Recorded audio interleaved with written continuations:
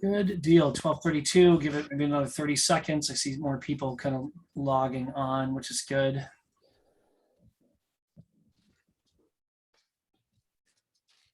This is great. This is good stuff. See Paul Salmon, smiley face. This is good stuff from Boston. Carlos, I'm glad I got your email this morning with the realtor stuff. I'm looking forward to the event here in October. Yeah. Mr. Hebeson in Louisiana, which is good. I'm glad you're on. This is good stuff. Is your team going to join us, Steve? Do you know? Or yes, sir. Good deal. Joe Hoppy, one of our new loan officers in New York, which is great. Welcome aboard, Joe. Good. So why don't we go ahead and get started? So as everyone knows, I'm Rick Rock. I'm corporate vice president of Shamrock Home Loans. I really am excited to have Eric Mitchel, a good friend of mine. I've known Eric for about 17 years, since maybe 2003 to 2004. He had hair back then, I think, but I'm not too far behind him today. But look, Eric, from a top producer standpoint in the business, has been really an impressive and very influential figure in mortgage origination in his early days, Loan Toolbox, if you remember Greg Frost and Tim Brahim.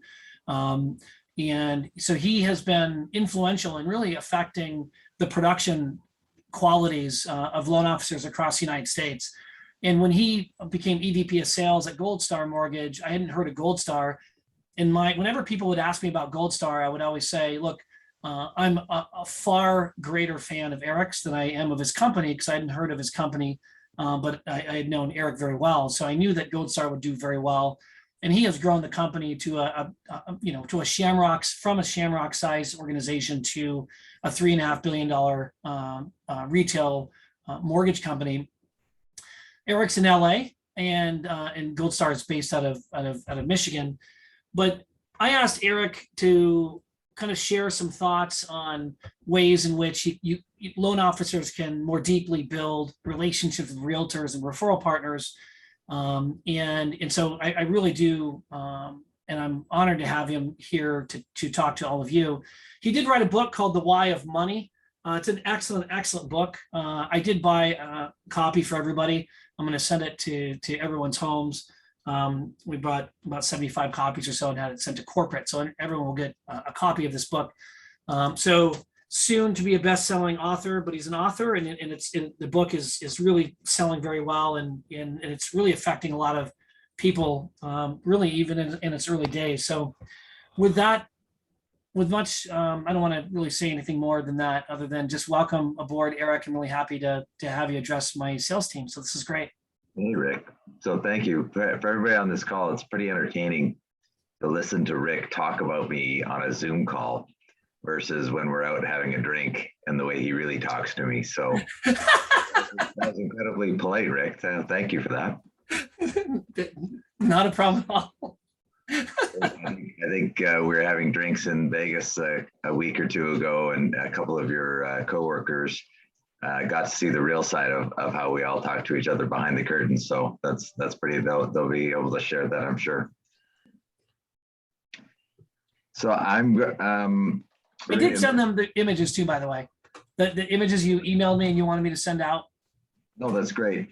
You've got me currently disabled. Can you make me a co-host so I can do a screen share? I apologize. How do I do that? Click on participants and then click on me, and then you should be able to say make co-host. There you go. I made you the host.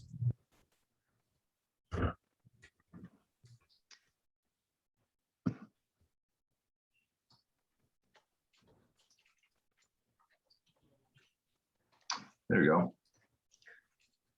And you guys can see that okay? Rick, are you able to see that? Yeah, okay. Absolutely. I just muted myself just to avoid any background noise, but absolutely looks great. So we've got, I think, 45 minutes together here. Well, 38 minutes here together. So I'm going to try and breeze through this pretty quick. Rick also has a video he can send you out that talks about the book.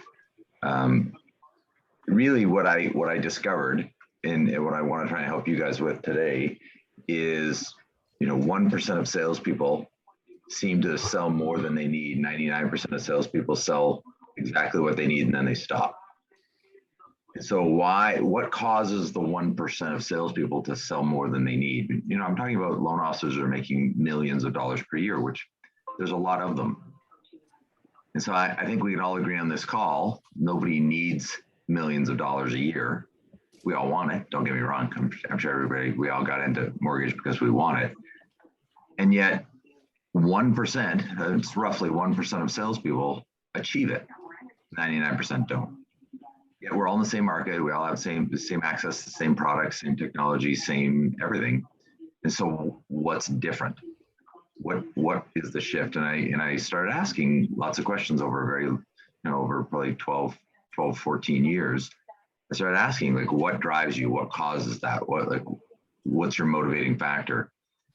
And everybody always wants to give you the standard cliche answers, it's all about security, and it's about giving back to the community, and it's about my family, and I'd say, okay, yeah, those are the stock answers, but what keeps you up at night?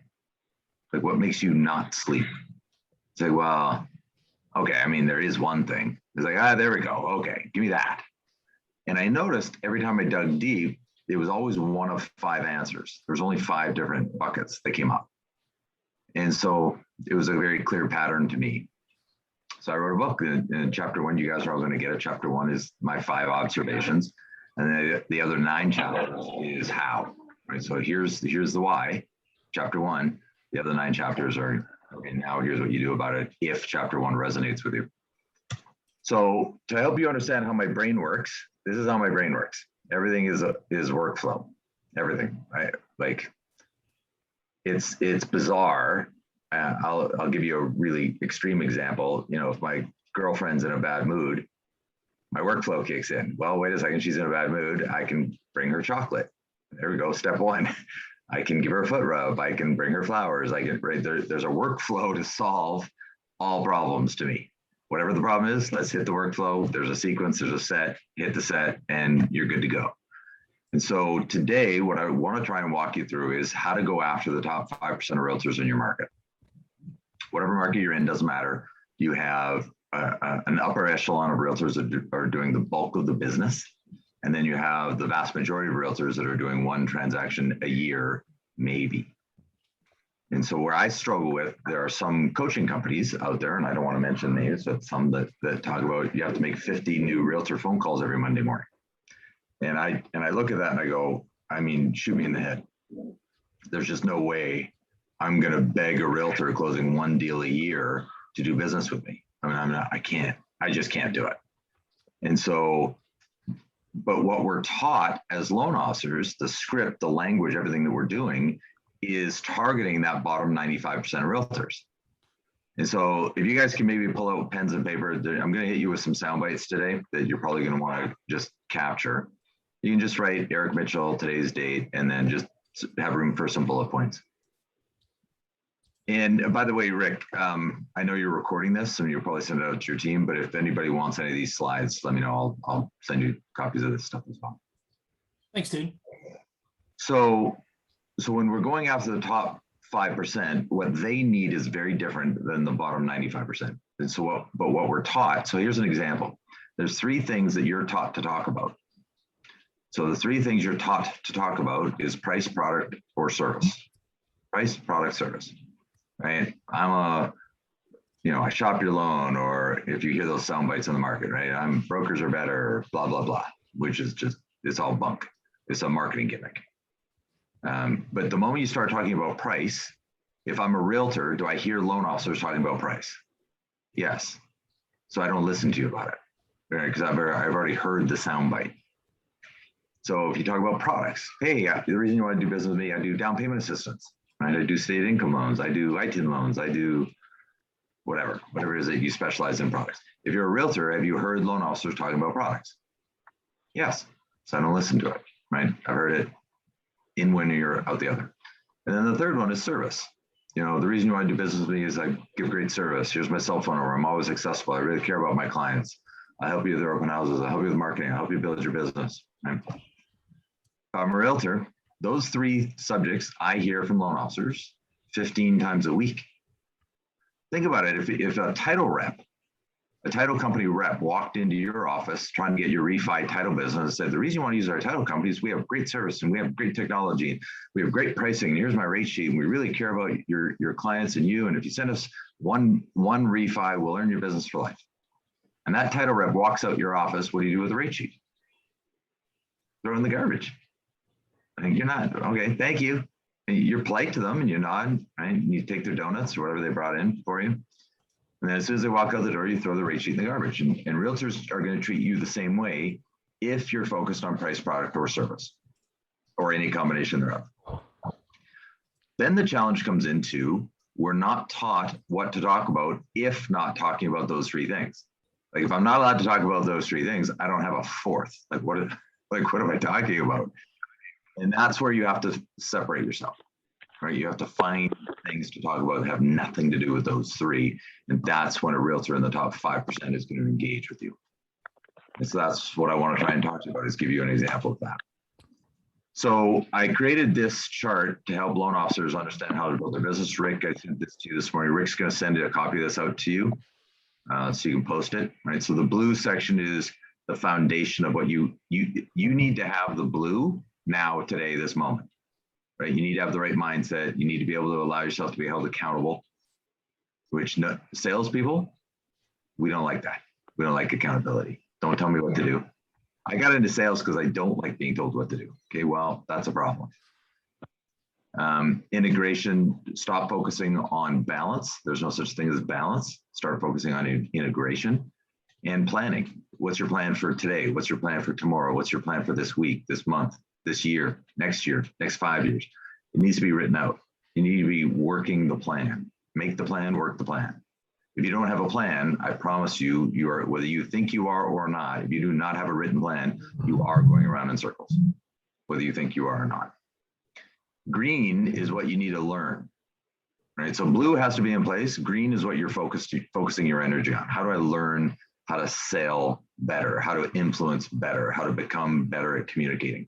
How do I learn knowledge? How to become an expert in the mortgage industry? And how do I become a better leader? Being a leader is not about being able to yell loud, right? We've all had those managers that are really good at yelling loudly. That doesn't make a good leader. So what makes a good leader, and how do I become one? And then purple is what you plug into. Stop working on purple, plug into purple. There are people out there that are better at it than you. They've already built it. Find it, plug into it, move on. Find it, plug. I watch loan officers. Well, I don't really like the CRMs in the marketplace, so I'm going to write my own CRM. Oh my gosh, shoot me in the head. What are you doing? Are you kidding me? Like, no. Hello. Okay. Hello. Hello. 哎，你好。 Is there a question coming in? Nope. Okay. So purple is what you want to plug into, and then red is your purpose, your values. Like what? If you're going to go through the energy of building all this, there has to be purpose behind it. Otherwise, you won't go through the energy. You just won't. And so, what's your purpose? Your why? And that was really why I wrote the book. The Why of Money is, why do you want money? And if I hear one of the 5 answers, I know you'll achieve it. If I don't hear one of the 5 answers, I already know you're in circles. So if you get a chance, the book is hopefully, I mean, it was a lot of blood, sweat, and tears for me. So obviously I'm biased, but it'll shed some light. And then what are your activities every day? So Rick's going to send this out to you as well. There should be 3 things you focus on: generating business, managing your business using technology, and converting business by being valuable. And so there's a lot of things you can do to generate business. 哦，那你交给那个什么卖家的那个信息我们不会看到，我们只有你的。 I think it's Po Chen Lin. 只会有你啊，对对。If we could, Mr. Po Chen Lin, if you could mute yourself, that would help us out. Sorry, Po. Can you go ahead and mute? Or I could text maybe someone from John's office here. 没事的，你那个 we're not being hacked. This is actually an employee. Okay. Hold on. 没有，他那个我们知道。Well, if you can hear us, if you could mute yourself, that would help all of us. 选的是那个什么 day 是哪一天，比如说，对，那之后那个没事，你就原来那个什么 bank statement 就 BOA 的 bank statement 给我就好 Hold 了，on, Eric, sorry. 原来就好了。对， I'm There we go. okay. There we go. I muted him. Oh, because you're yeah, that's right. Because you're the host. I couldn't mute. I couldn't hate mute doing that though. It makes me feel bad when I just go, oh, you're muted. You gotta yank people off the stage sometimes. That's perfect. Go ahead. Okay, so generating business management and then converting your business by being valuable. One of the things I'd ask you to notice about this graph, this chart, is that nowhere on here does it say walk to photocopier and scan in tax returns. Doesn't say that here. The reason it doesn't say that here is because you shouldn't be doing it. You should not be doing it. That's for someone else to do. That's not for you to do. Your job is to do 3 things and 3 things only. And how do you get your business to a point where this is all you're doing all day long? That's the goal. Right? Generate business, manage it using technology, convert it by being valuable. And by being valuable means you're not talking about price, product, and service. Got to get out of the price, product, service game. Okay. So now let's talk about the top 5% of realtors. So I pulled this from the 2020 National Association of Realtor Statistics on their website. So those realtors that have less than 2 years experience being a realtor, their average annual income is $8,500.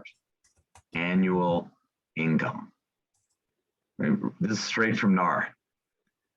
Realtors with more than 16 years experience, average annual income is $75,000.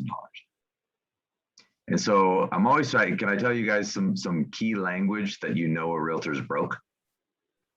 If a realtor says this, you know you're broke. Thank you. So if a realtor says, hey, let's meet at Starbucks, they're broke. Because busy realtors have no time to meet you at a Starbucks. They'll meet you at their office, but they will not meet you at a Starbucks. Any realtor that says, meet me at Starbucks, wants a free cup of coffee, and they're so broke they can't buy one. That's what that means. If a realtor says to you, well, Eric, you got to understand, I've been in real estate 15 years. Oh, you're broke. Nope, you have not been in real estate 15 years. You've been in real estate 1 year, 15 times.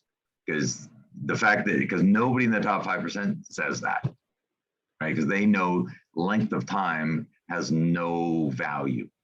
It's a 0 value proposition, right? So there's little key phrases you'll pick up on and say, oh, you're broke, got it. And so you can't focus energy on them. They're broke now. They're going to be broke next week, next year. They're not implementing. They're not adapting. So don't be one of those. Don't be, well, I've been in mortgages 10 years. Really? Well, let's look at your numbers. Well, you closed 2 loans last month. Okay, well, you haven't been in mortgages 10 years. You've been in mortgages 1 year, 10 times. So how do we get you out of that? Technology adoption. 31% of realtors nationwide report they do not have a website. It's fascinating. I mean, they're free. And your company gives you one. Like, how do you not have a website as a realtor?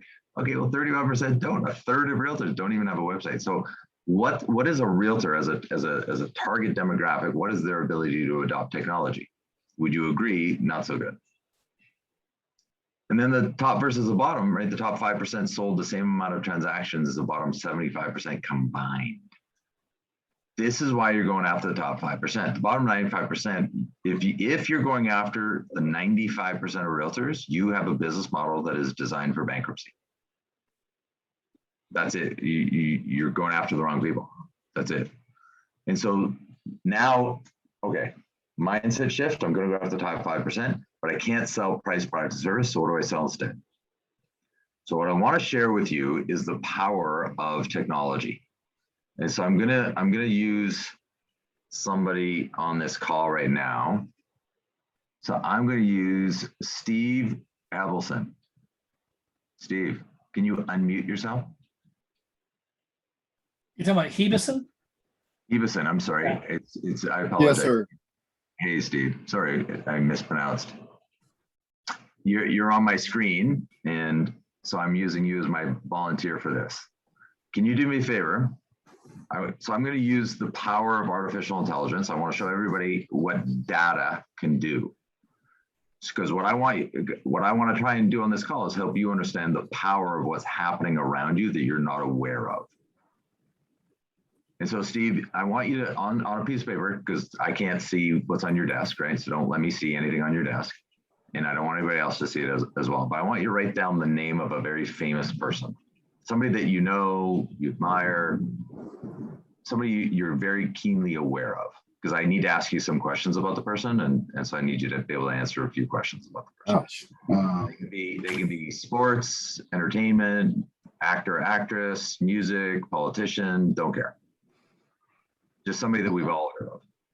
Let me know when you've got them written down. You don't have to admire the person, just somebody you can answer questions about. Let's see. Gosh, put me in the spot. Let's see.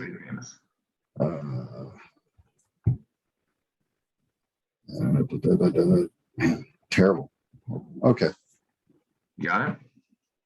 So we're going to find out I'm using a mobile app right now, artificial intelligence. And we're going to find out how many data points do I need for artificial intelligence to be able to read your mind. What I want everybody on this call to understand is artificial intelligence can read our minds. And I want to prove it to you. Okay, so Steve, so is your character a Pokemon? No, sir. Is your character male? Yes, sir. Is your person real? Yes. Does your person have a gaming channel? No, sir. Does your person create music? No, sir. Is your person more than 40 years old? Yes, sir. You don't need, Steve, you don't need this sir part. Makes me a little wiggy. Sorry. Is your person Muslim? No. Did your person die? No. Is your person an actor?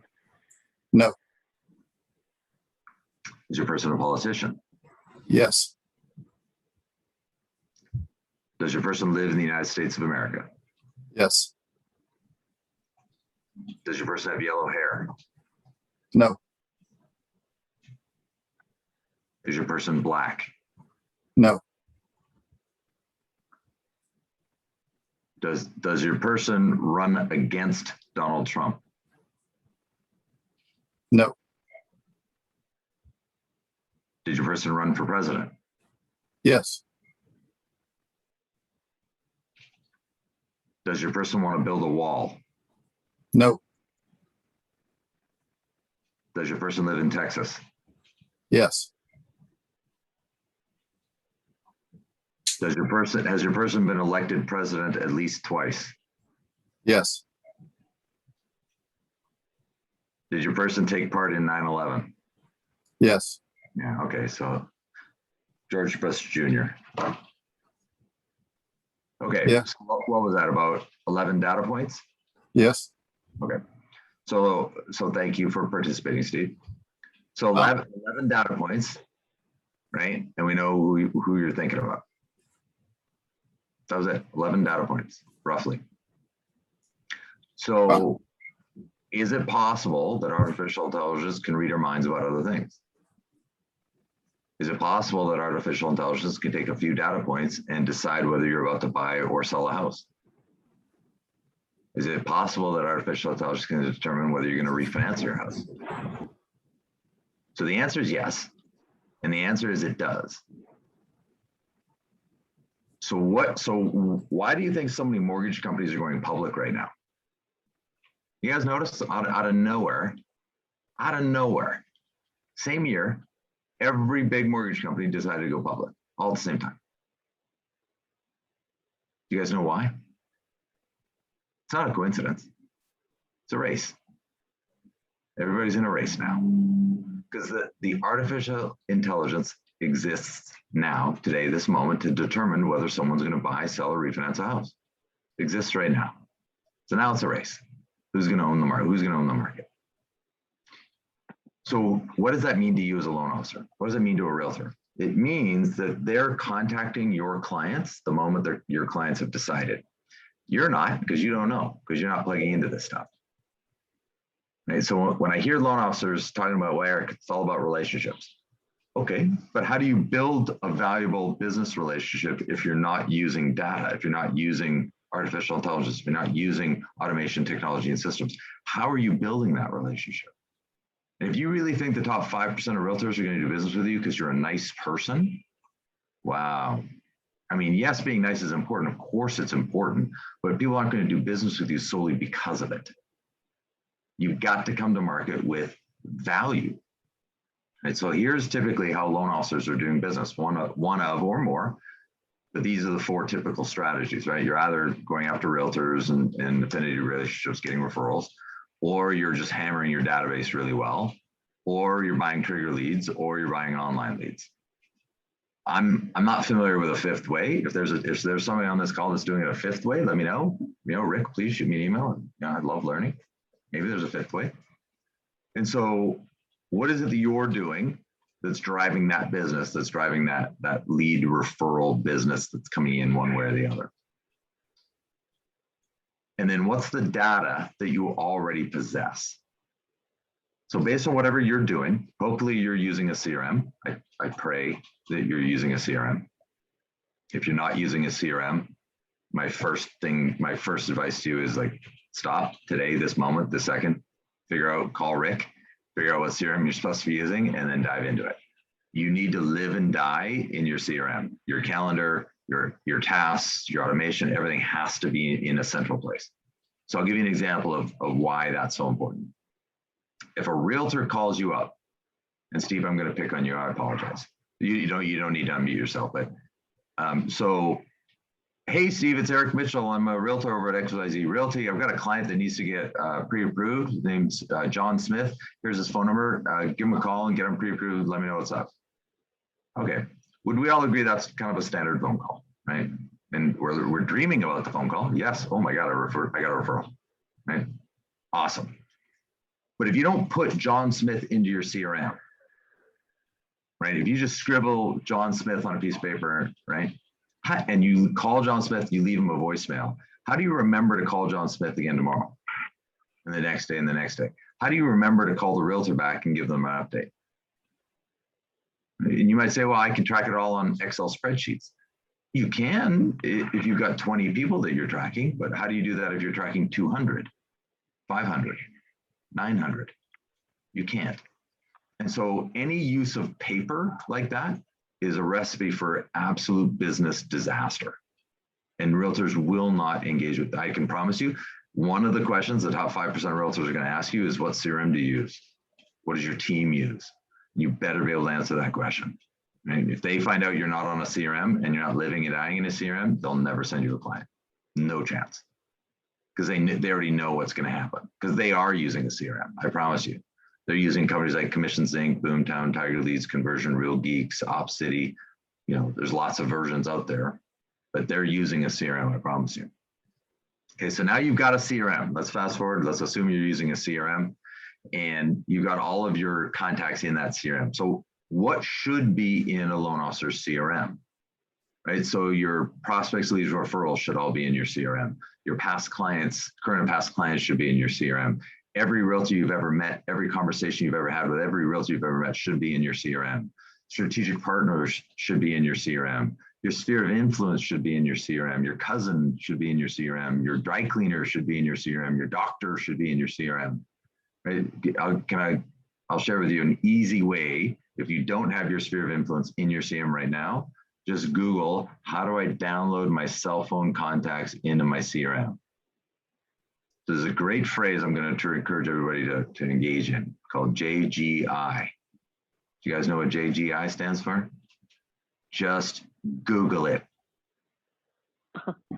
Hey, Eric, how do I, JGI. How do I download my cell phone into JGI? Google. It's this crazy new invention called Google. It's like 411 for every question you can think to ask. And there's YouTube videos on everything, right? Just Google it. Get the video. Oh, I gotta get, this is what I hear. I gotta Google it and then I gotta watch a YouTube video. Really? Really? Yeah. Like, it's not that hard. It really isn't. Get your sphere of influence into your CRM, and then social media. Download. Did you know you can download LinkedIn all of your LinkedIn connections. Do you know you can download those into your CRM? Oh my God, how do I do that? Ready? JGI. Just Google it. LinkedIn connections into my CRM. There's videos on it. Right. So if you're a loan officer, how many people fall into all of these categories? Right? How many people are in your cell phone? How many LinkedIn connections do you have? How many Facebook connections do you have? How big should your database be? So I'm going to say I've never met a loan officer that if we didn't roll up our sleeves, we can't get you to 5,000. I mean, I haven't met this loan officer yet. And if you can't get yourself to 5,000 with all these categories, right, then we need to work on your social media skills. We need to work on your, networking skills. You need to go to a lot more networking meetings, right? Because our job as a local lender is to go out and meet people, create relationships, shake hands. I mean, that's our job. And so you need to be out meeting people constantly, and I get we're in a slightly different era right now with COVID, and, it's a little harder, certainly, but it's certainly not impossible. You can get on social media, you can do Zoom calls, right? There's ways to do it. So if you've got 5,000 people in your database, right, or more, I'm extreme, right? I've got, something like 90,000 in my database, but I've been doing this a while and I meet a lot of people. So then what do you do with them? Right? Understanding what do I do with 5,000 people in my database? So let's do the math on this. Yeah, this is according to NAR and MBA. The average homeowner now moves every 10 years. It's a gross generalization, but statistically probable. Right? So if the average homeowner moves every 10 years, that means 10% of a database moves per year. You have 5,000 people in your database, 500 of them are going to buy a house in the next 12 months. 500 purchases a year of people you know. I want you to analyze how you're feeling right now. Right? I just informed you that 500 people you know are buying a house every year. Because when I hear loan officers saying, well, Eric, everybody I know gets their mortgage for me. Really? Really? You're doing 500 purchases a year? Then that's not the case. Now, if you are, great. Maybe that is the case. I don't know. But also, the average, according to MBA, the average homeowner also refinances once or more, but at least once. That means 10% of a database refinances per year. That's another 500 refis. That's 1,000, just from your 5,000 people, that's 1,000 transactions a year. That's 80 transactions a month. Happening right now, people 80 transactions a month.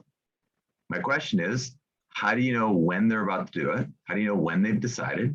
How do you call them as they're deciding instead of just, because I hear, I email once a month to my entire database, Eric, I'm good. No, email once a month, come on now. Look, first of all, how many emails do you guys delete per day that you don't even look at? Well, same with your clients, same with your prospects, same with everybody, right? That's not effective. What has to happen is you have to be notified.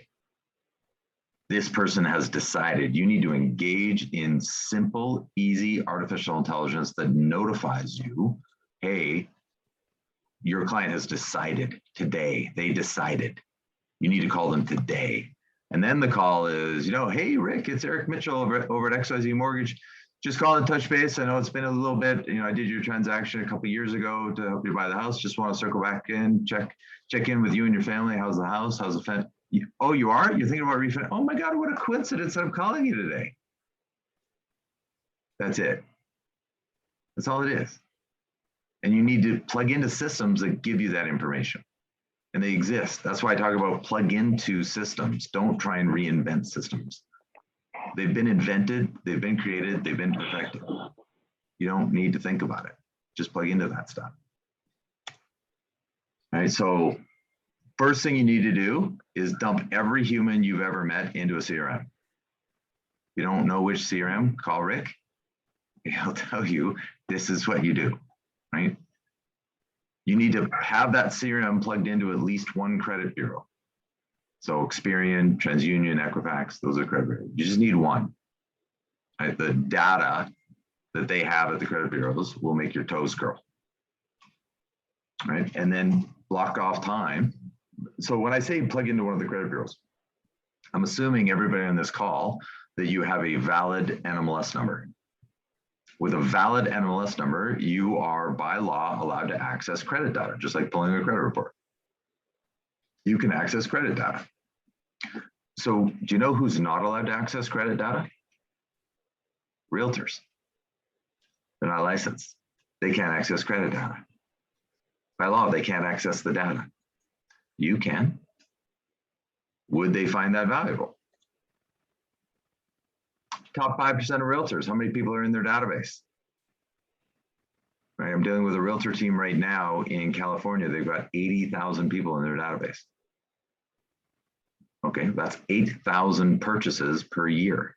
Hey, realtor team, if I hand you 8,000 purchase transactions per year, if I hand them to you using artificial intelligence, if I hand you 8,000 extra transactions a year, am I your lender? What do you think the answer was? Hell yeah. Okay, now what's the next question though? How are you gonna do that? Okay, here's how I do it. I show them. Oh my God. Oh my God. Yeah. Okay, when do you want to get started? It has nothing to do with price, product, and service.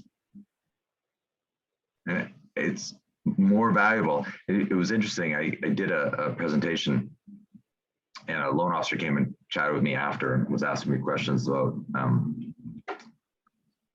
you know, I did a presentation similar to this and the realtors didn't engage, and said, okay, so I mean, I've done presentations where people didn't engage, right? What I'm going to say to you is own it and just say whatever your presentation style was didn't connect, right?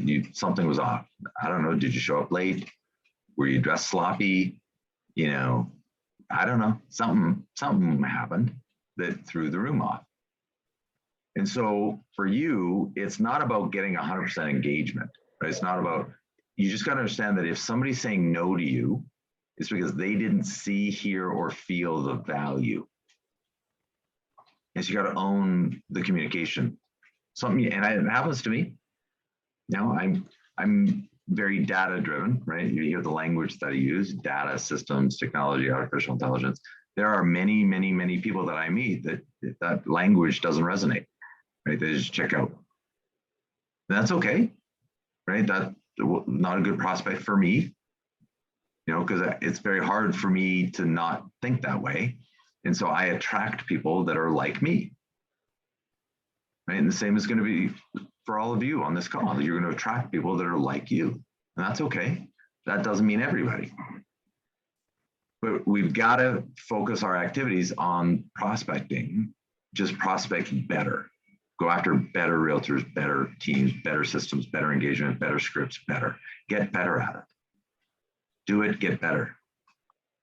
Please, my wish for our industry is for everybody to get out of your own way and change. It's hard.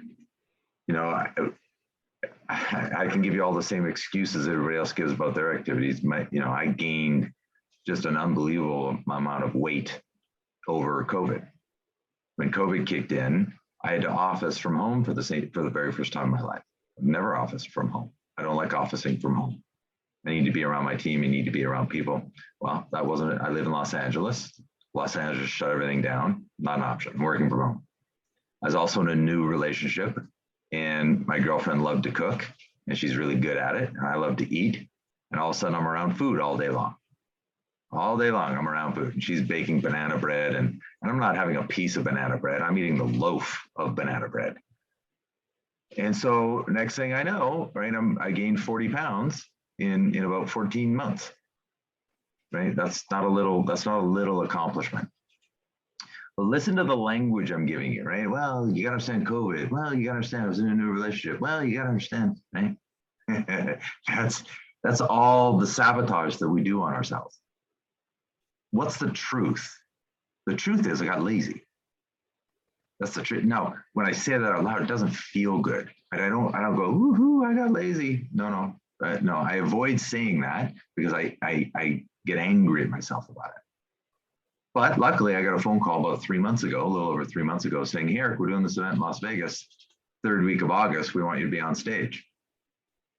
And as the phone call came in, right, I'm listening, and I looked down at myself and I realized, wow, I'm 40 pounds heavy. 3 months from now, you want me on stage in front of all my friends? Oh, hell no. Like my ego kicked in and said, hell no. Right? But my why is bigger than that. And that's one of my wishes for everybody. Get your why so big that the how becomes irrelevant. So I said yes on the phone call. And so then I called my girlfriend, right? We went to my doctor, got a nutritionist, got a personal trainer. I started hitting the park because we had to do everything outside in Los Angeles. So I'm at the park 6 a.m. every morning. And my doctors got me on a prescription to help speed up my metabolism a little bit.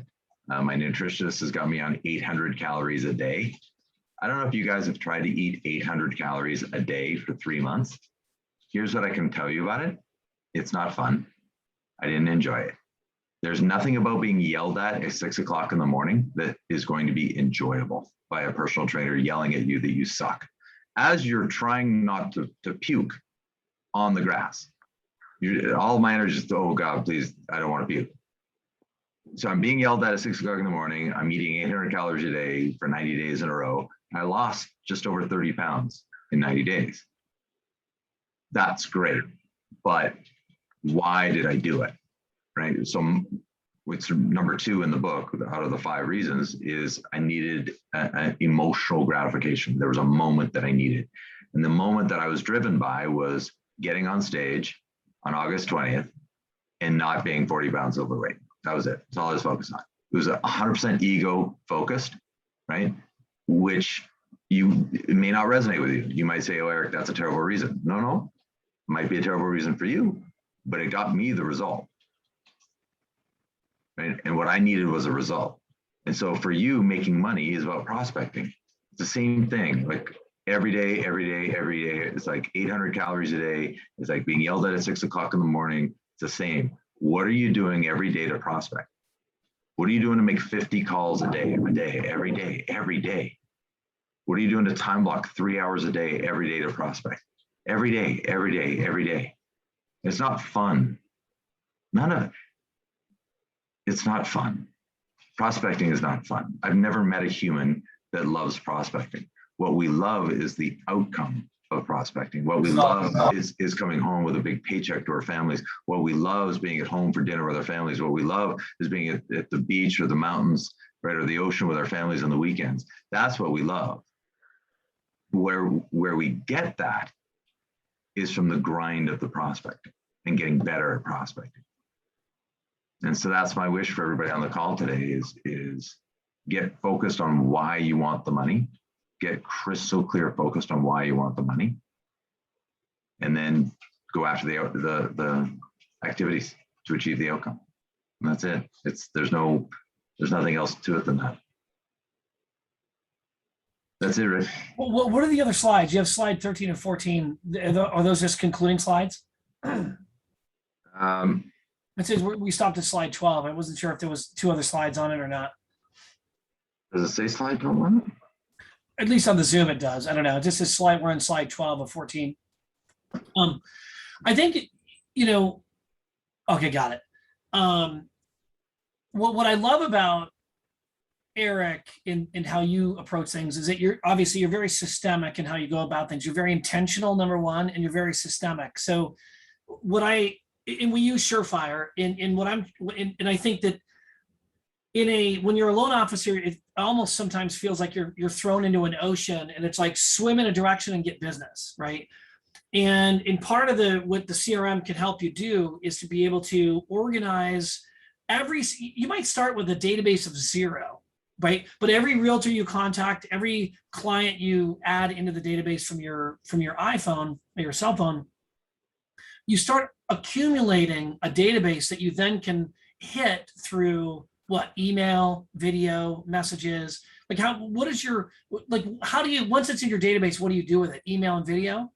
Or what's your actual engagement campaign? Bomb videos. I'm a big fan of bomb, right? Yeah. Personalized videos versus text messages. I find that people are very actively engaged in responding to text messages. But when you send a text message, it's like sending an email, right? People can hear tone, they can interpret what you're saying incorrectly. So I use BombBomb very aggressively when I'm messaging somebody. It's just videotaping yourself, real quick with your cell phone saying, "Hey, Rick, it's Eric." Just right. It's just you holding the camera. But now that there's no misinterpreting tone, there's no misinterpreting the message, right? It's you on video, on audio, sending them a message via text message. Yeah. And so I'm a big fan of BombBomb from that standpoint.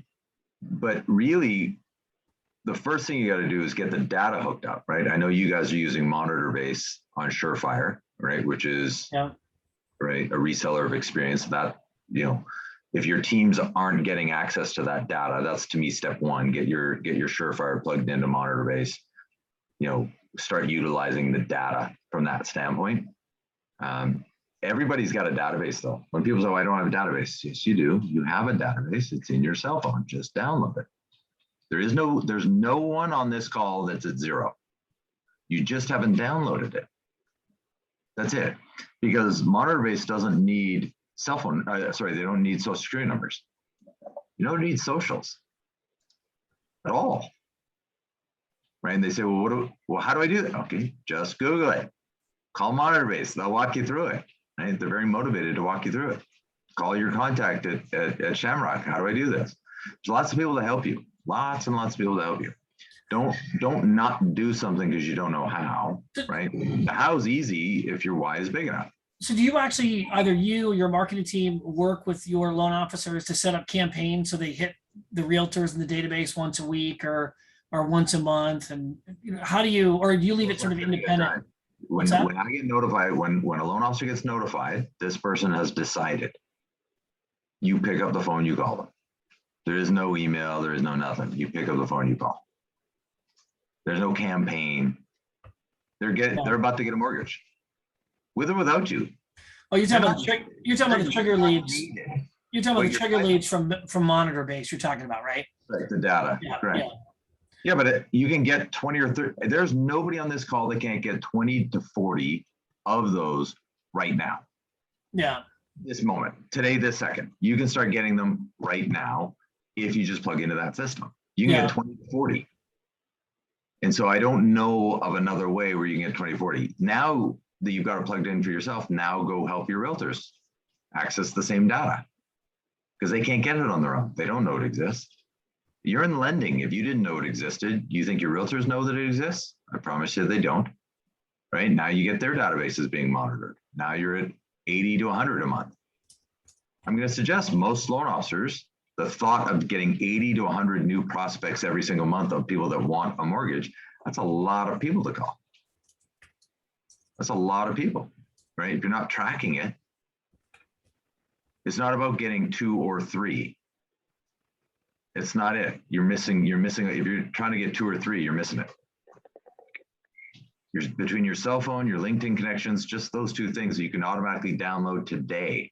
You can download your LinkedIn connections today. You can download your cell phone connections today, right? That's thousands of people right there. Dump them into your database. If somebody says, "I don't know how," and Rick, hit me offline. I'll send you some videos. And it's simple. I mean, guys, I promise you, if I can do it, anybody can do it.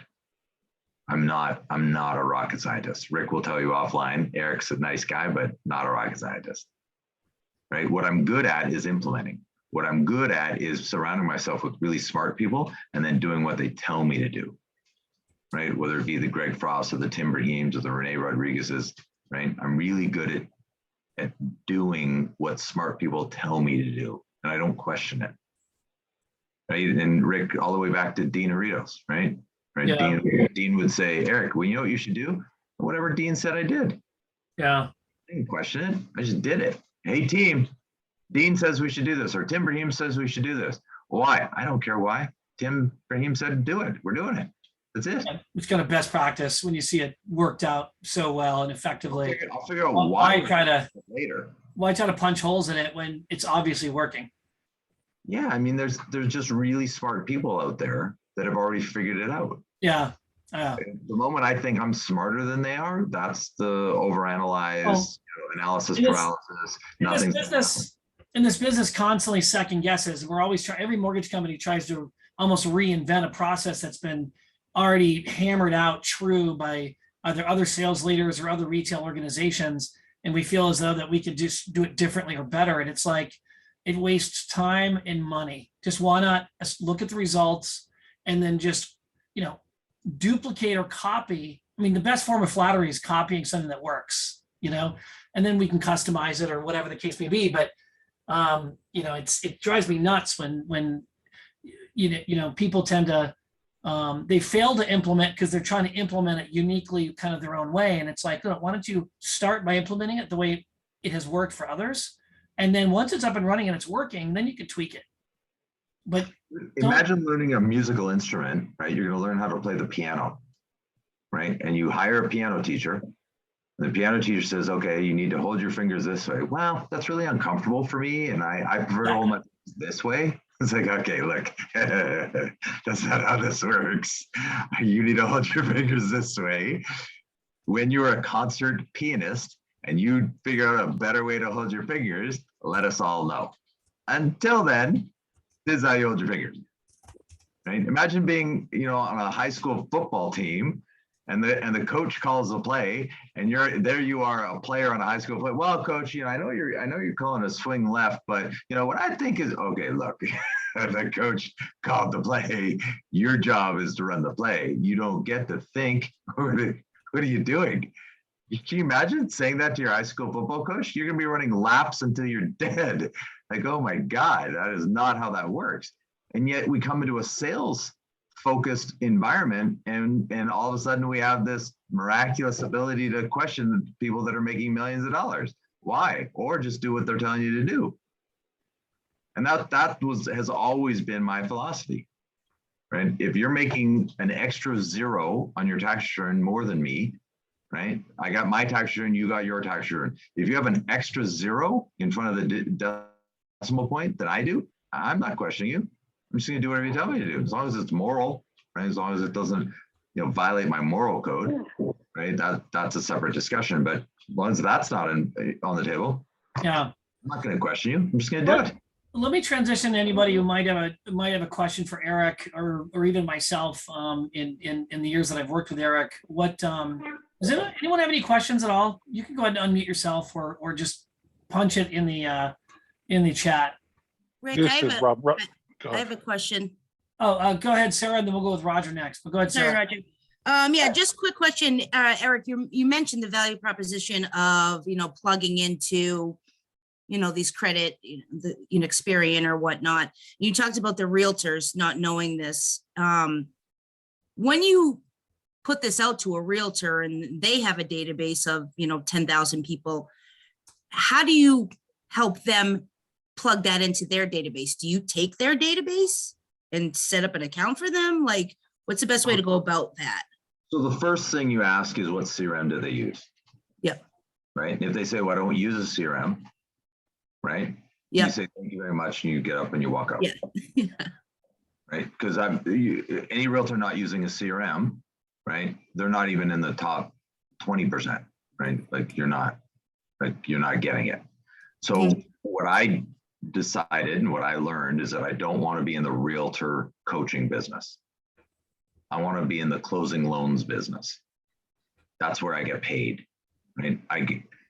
At the end of the day, what I want to do, my focus, my energy needs to be on, I want to go into the marketplace, be as valuable as I can, and then get home to my family. Right? That's got to be the goal. If you go into the marketplace saying, no, I really like teaching people, okay, then you're going to get paid as a teacher. Now, if you don't want to get paid as a teacher, then that has to shift, right? I want to go out and be valuable, get paid as much money as humanly possible, and then come home to my family. Not hurting anybody, but by being valuable. I can't be valuable if I'm stuck trying to teach a realtor why they should be using a CRM. Right? I can't be valuable in the marketplace if that's where my energy is going. And so you're only dealing with the top 5% of realtors. If you're only dealing with the top 5% of realtors, Sarah, I promise you, they are fully engaged in their daily activities inside a CRM. The question is which CRM and getting familiar with them. It's not if they're using a CRM, it's which one. And so they can download the database to an Excel spreadsheet, right? You're uploading Excel spreadsheet right into Monitor Base as a separate, right? You have your database and you have their database, and then the hits start coming to you, and you know where it came from based on which Excel spreadsheet got uploaded. Okay, so you basically, they would download their CRM, whatever they have in an Excel spreadsheet, we integrate it into ours, and it would be a separate platform. Well, not in your CRM. They don't want, so you don't want to put it in your CRM. You're just putting it into Monitor Base. Monitor Base. Yep. Okay, Yeah, perfect. the realtors don't want you working their database. They just So it's want, basically just, they just yeah. want the trigger alert. Okay, cool. You answered my question. Thank you. No problem. Roger, what about you, buddy? Thank you for taking my question. So besides using Monitor Base, what other tools or what other resources are you using to capture that data? I mean, you can get into advanced, there's other advanced systems as well, but I'm going to say, going into the more advanced, it's very hard if you're not using the basics and the fundamentals, right? So step one is pick a CRM, right? So if we're having a conversation about advanced and you're not fully engaged in your activities in CRM, the advanced doesn't mean anything. But you can get all the way to tracking cell phone activity, right? Like I track cell phones, meaning anybody in my database, if they go on their cell phone and they go on the internet and they go to Zillow 3 times in one day, I'm notified. And you can say, oh, Eric, that sounds very Big Brother. It's like, yeah, it's incredibly creepy, but it's legal. Google does it, Facebook does it. And I got news for you. Quicken does it, Cash Call does it. They do it. And what's the technology that does that and it notifies you when they go to the Zillow? I geeked out last year and I programmed it. Oh, got it. That's a cool feature. Yeah, it's just me being a geek. So if a borrower goes to a property 3 times or more, you get notified? Not a property, a website. Oh, cool. So there's certain websites that means this person, what we call it in market, right? Somebody's in market. So if you think about your own personal activities, right? If you go to Zillow once, right? You might be checking out your house, you might be checking out some other neighborhood, you might be checking, right? You're tire kicking. You go to Zillow 3 times in one day? Nah, you're not tire kicking now. Something's going on. Nobody's going to Zillow 3 times in one day if you're not in market, right? Or if you go to Quicken, you go to Cash Call, you go to Realtor.com, you go to whatever. We identified about 15,000 websites that if you go to these websites more than 3 times in one day, you're in market. And so then we just program. What I learned, right, being a geek, is every cell phone number, when you have a cell phone number, your cell phone number has a corresponding IP address, just like your home computer does, right? And so the moment you go to Safari or Google Chrome or whatever, and you go onto the internet, your cell phone number has an IP address that shows up when you're on the internet. If I have your cell phone number, I have your IP address. The moment you're on the internet, you're in a public domain. Everything you do on the internet is monitored. So all I did was program these 15,000 websites, track any cell phone number I put into this database, and it triggers notification based on these 15,000 websites. And so you can get super advanced, sure, right? But if you don't have a database, it doesn't mean anything. Like, what are you gonna do with it? But this is what I mean about data. I mean, like I know the person is about to get a mortgage, right? They're on these websites more than 3 times. I know they're about to get a mortgage. You don't. Right, so and it's not me, I don't have a call center, right? I'm not Quicken, but Quicken, and guys, if I'm doing it, right, I'm not the smartest kid on the block. There's people a lot smarter than me. I'm just really observant. And so Quicken is calling your clients, but it's a cold call to Quicken. It's a warm call to you. That's the advantage you've got. You know the person, they trust you, they don't trust Quicken. But if you don't make the call, you're not getting. Go ahead. Who wanted to ask a question? Oh, somebody God sneezed. bless you. God bless you. Whoever that was. That's awesome. Any other questions for Eric and Georgia or anyone else? I'm surprised Paul Aguilata. Usually Paul's front and center. Got it. Well, look, Eric, I really appreciate your time. This has been great. And I look forward to for the books. I'm going to make sure the books get to everyone. And but I really do appreciate your time. And there's so much value and so much power of what you had to say that sometimes it's easy to miss it because it's like generals trying to provide a strategy to those getting shot at in the field, right? And sometimes you got to take a step back. Kind of clear your head a little bit and kind of just assess like what is my systemic strategy in consistently reaching out to realtors and consistently reaching out to borrowers, both through text messaging and video messages, and as well as sort of campaign management through our CRM. Carlos, I can get a copy of the PowerPoint of this as well, and I'll send out the book here over the course of the next week. Pat Labrada there in Key West, Florida. Also, Rick, I texted Rick a 15-minute snippet of a video that spells out the book, the intent of the book. So if you ever, anybody on this call, if you have 15 minutes to watch a video, there's a 15-minute snippet that'll walk you through the intent of the book as well. Dude, I love it. Good deal, guys. I really appreciate you, Eric, more than you know, and I think you do know. I really do appreciate you very much.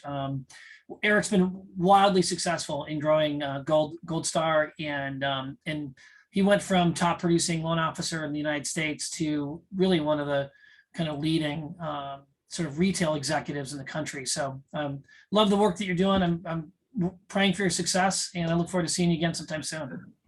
Okay, thanks, guys. All right, take care, guys.